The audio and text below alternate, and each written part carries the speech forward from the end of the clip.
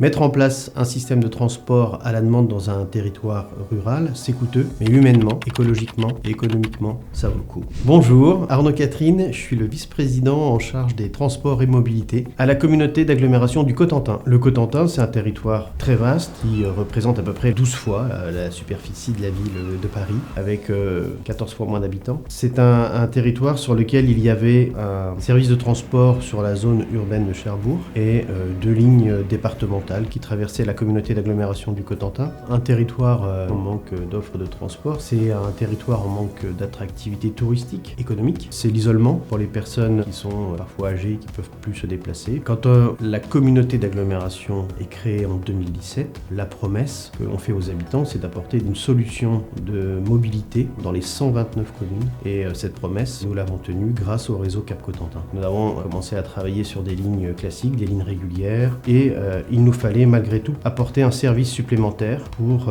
mailler davantage ce territoire avec 12 secteurs de transport à la demande qui permettent de desservir les 129 communes. Donc, le transport à la demande, c'est un outil qui permet de commander à l'avance, à 9 places en l'occurrence, soit par téléphone, soit par l'application, soit par internet, pour pouvoir se déplacer à l'intérieur d'un de ces 12 territoires ou être rabattu sur une des lignes régulières du réseau Cap Cotentin. Pour les personnes qui sont en situation de handicap, le transport à la demande que nous avons mis en place se transforme en transport à la demande d'adresse à adresse. Le tarif d'appel pour l'accès au réseau Cap Cotentin est à 1 € le titre de transport, mais il existe des solutions d'abonnement qui vont de la gratuité au tarif plein de 33 € par mois en fonction de son quotient familial. C'est une satisfaction de voir que la fréquentation du service ne cesse d'augmenter. Elle a quasiment été multipliée par 1,7 entre 2022 et 2023 parce que